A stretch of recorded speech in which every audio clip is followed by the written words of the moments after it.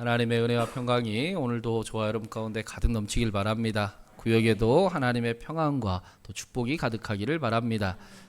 우리가 지난주에 그리스도인의 섬김과 봉사는 사명이다 라고 말씀을 나눴습니다. 그냥 예수님 믿으니까 착하게 살아야지, 그리스도인이 되었으니까 이제 하나쯤은 뭐 섬기는 것도 있어야지 정도가 아니라, 그리스도인의 섬김과 봉사는 그리스도의 사명입니다. 우리에게도 사명이 되어야 됩니다. 그런데 사명과 우선순위는 좀 다른 겁니다. 사명이라고 해서 섬김과 봉사가 우리의 삶의 우선순위가 되지는 않습니다. 이 우선순위가 바뀌면 문제가 되는 거예요.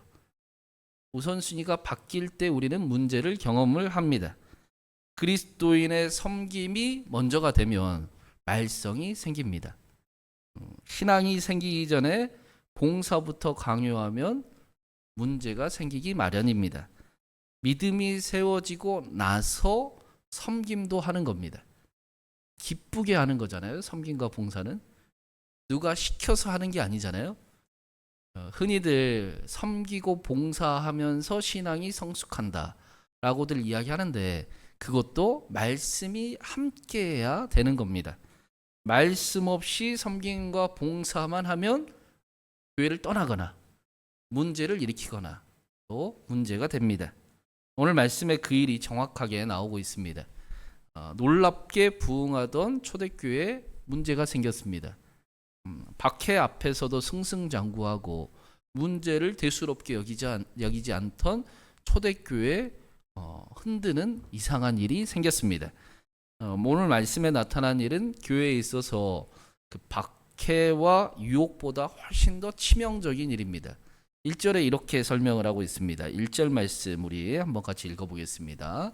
그때 제자가 더 많아졌는데 헬라파 유대인들이 자기의 과부들이 매일의 구제에 빠짐으로 히브리파 사람을 원망하니, 헬라파 유대인들 중에서 교회에서 나누어 주던 구제품을 받지 못해서 이 섬김이 부족해가지고 교회에서 원망이 생겼습니다. 헬라파 유대인은 히브리파 유대인에 비해 소수였습니다. 그러니까 우리식으로 이야기하면 새로 교회에 온 사람들 정도로 생각하면 될 것 같습니다. 이 사람들이 교회 안에 똑같은 섬김을 받지 못해서 문제가 생겼습니다. 박해와 유혹 앞에서도 꿈쩍이지도 않던 교회가 원망 때문에 흔들리기 시작을 했습니다. 우리는 이 사실을 기억을 해야 됩니다. 교회를 흔드는 것은, 성도를 흔드는 것은 원망입니다. 불평입니다. 불만입니다. 초대교회는 박해 앞에서도 꿈쩍도 하지 않았습니다. 유혹과 시험 앞에서도 오히려 더 힘을 냈습니다. 유혹아 와봐라, 내가 생명을 걸고 이긴다 라고 말하던 곳이 초대교회였습니다. 그런데 원망이 교회를 뒤흔듭니다. 불만과 불평이 성도를 힘들게 만듭니다. 이스라엘이 출애굽을 하고 광야에서 망한 이유도 원망하는 습관 때문이었습니다.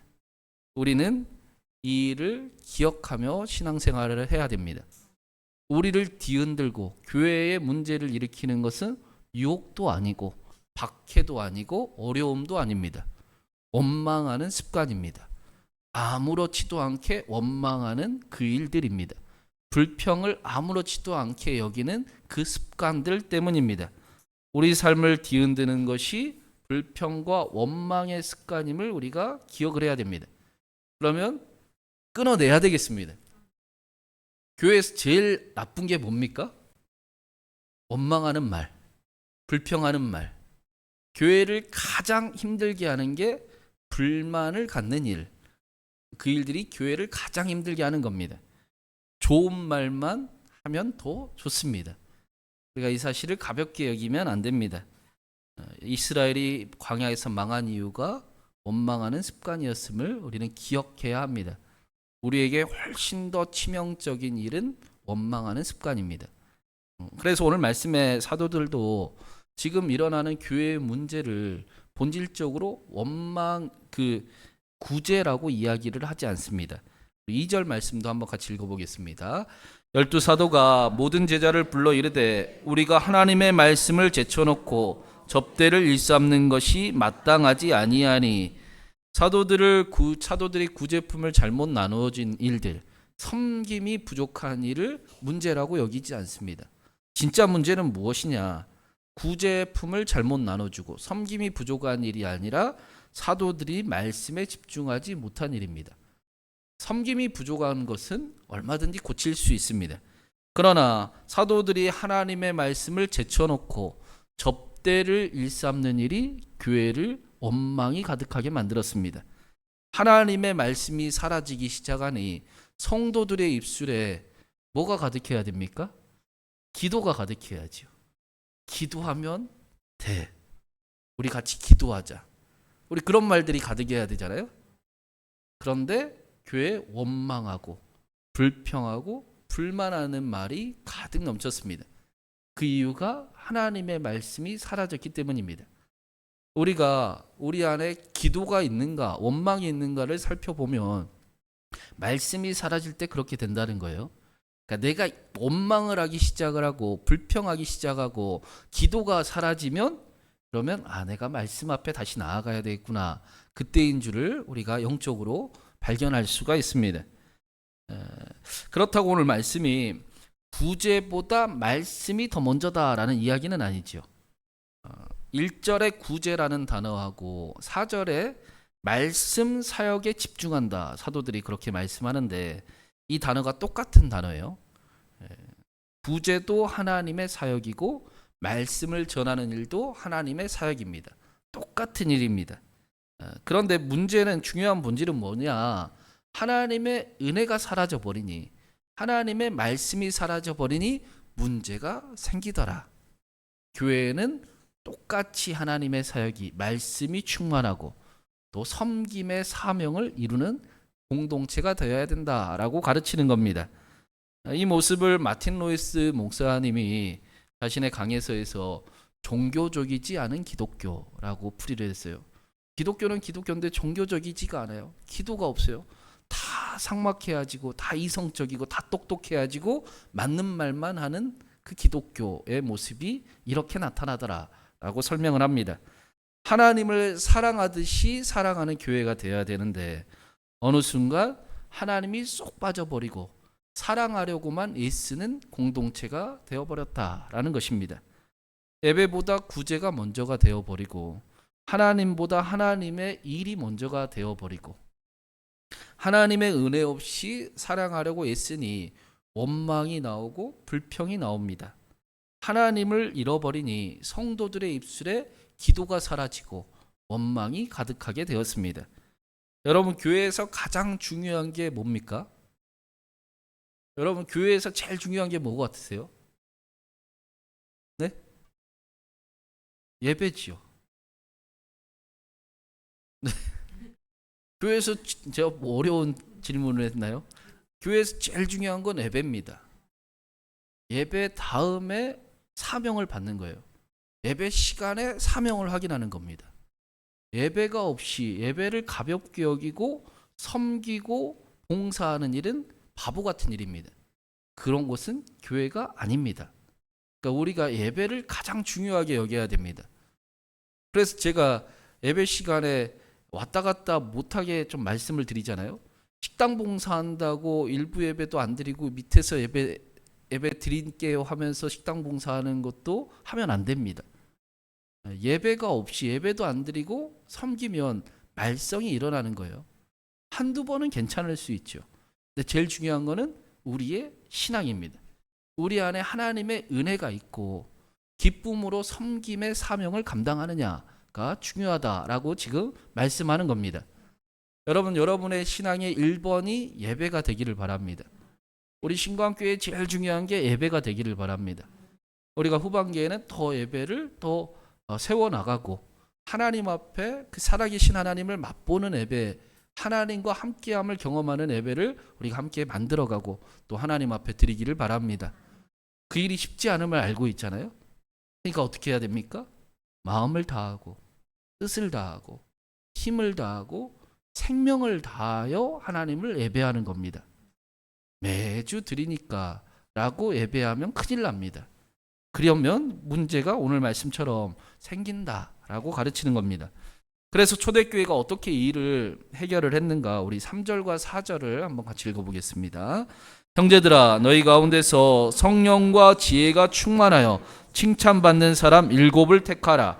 우리가 이 일을 그들에게 맡기고 우리는 오로지 기도하는 일과 말씀 사역에 힘쓰리라 하니, 우리가 이 장면을 흔히 7 집사님을 세워서 목사님들이 말씀에만 집중할 수 있게 해줬다, 뭐 그렇게 이해를 하잖아요. 근데 사실은 정확하지 않은 해석입니다. 이 당시에는 집사라는 직분이 없었어요. 교회가 조직화가 되기 전입니다. 교회가 조직화가 된 거는 예수님의 재림이 너무 늦어지니 1세기가 지나고 2세기에 그러면 우리가 교회로서의 그 모습을 유지를 해야 되겠는데 하면서 조직화가 되고 집사, 장로 직분들, 우리가 흔히 말하는 직분들이 생겨난 겁니다. 이때는 집사가 우리가 생각하는 그 집사가 아닙니다. 그래서 사도행전에서도 빌립 집사를 전도자라고, 하나님의 말씀을 전하는 사람이라고 말씀했습니다. 정확하게는 초대교회가 구제를 행할 사람들을 세우는 정도가 아니라 사도들과 함께 하나님의 말씀으로 교회를 세워갈 사람들을 세운 겁니다. 그 일을 지금 행했다라고 말씀하는 겁니다. 오늘 말씀에 초대교회 7사람을 택했는데 3절에 보니까 그들이 성령과 지혜가 충만하여 칭찬받는 사람이었어요. 칭찬받았다라는 게 그 사람은 좋은 사람이야, 그런 얘기가 아니고, 이 칭찬받다라는 단어가 증언하다, 증인이 되다라는 뜻입니다. 저 사람을 보면 우리도 믿을 수 있습니다. 저 사람이 믿는 그 말씀 우리도 따라 보겠습니다. 저 사람이 믿는 예수님 나도 믿어보고 싶습니다 라고, 그렇게 칭찬을 받는 증인의 삶을 살아가는 사람들이었다라는 겁니다. 말씀대로 살아가는 사람들, 예수님을 삶으로 증언하는 사람들을 세웠습니다. 여러분, 하나님 말씀 없이도 착하게 살 수 있잖아요. 하나님의 말씀이 없어도 선행을 하고 구제를 합니다. 그런데 문제는 하나님의 말씀이 없으면 그 선행이 자기의 의로움이 됩니다. 자기의 의로움을 위해 선행을 베풉니다. 자신이 은근히 높아지고 싶어서 겸손한 척 하잖아요. 우리가 겸손한 거는, 겸손하게 사는 거는 우리가 높아지고 싶어서 겸손하지 않습니까? 이게 솔직한 마음이잖아요. 자기의 의로움을 나타내기 위해 인내하기도 합니다. 그런데 교회는 사람의 의로움을 나타내는 곳이 아니라 하나님의 의로움을 나타내는 곳입니다. 하나님의 영광을 나타내는 곳입니다. 그래서 사도들은 자신들과 함께 말씀으로 교회를 세워갈 사람들을 세웠어요. 하나님의 영광을 위해 살아가는 사람들, 그 일을 위해 생명 걸기를 부끄러워하지 않는, 주저하지 않는, 오히려 기쁘게 자랑하는 사람들, 증인들을 7 집사를 세웠다라고 말씀합니다. 말씀이 정말로 믿어지고 자신을 말씀에게 맡길 수 있는 사람들이 세워진 겁니다. 그래야 교회에 원망이 사라지고 능력이 나타나기 때문입니다. 기도가 일어나기 때문입니다. 그래야 교회가 하나님의 영광을 바라보고 하나님의 영광을 나타내기 때문입니다. 그래야 그곳을 우리가 교회라고 이야기합니다. 교회는 하나님의 영광이 드러나는 곳입니다. 우리에게 그 마음이 말씀을 통해 샘솟는 거예요. 우리는 내 영광을 위해 살아가고 싶잖아요. 내 우상, 내 욕심, 내 의로움을 위해서 오늘도 기도하고 오늘도 하나님 앞에 신앙을 드리며 나아가는데, 하나님이 말씀으로 아니, 내가 그거보다 훨씬 크다, 내 영광을 위하라, 하나님을 사랑하는 마음을 우리에게 허락해 주십니다. 그리고 오늘 말씀에 그 사람들, 말씀으로 함께 세워져 가는 사람들, 말씀으로 교회를 세워가는 사람들을 통해 어떤 일들이 나타났는가, 우리 마지막으로 7절 말씀 같이 읽겠습니다. 하나님의 말씀이 점점 왕성하여 예루살렘에 있는 제자의 수가 더 심히 많아지고 허다한 제사장의 무리도 이 도에 복종하니라. 교회에 하나님의 말씀이 점점 왕성하게 되었습니다. 왕성하다라는 단어가 자라나다, 성장하다라는 거예요. 교회가 자라나기 시작을 했고, 교회가 말씀이 세워지자 원망이 사라지기 시작을 했습니다. 원망의 반대말이 기도잖아요. 즉 우리는 원망보다는 기도하기를 즐겨하는 사람이잖아요.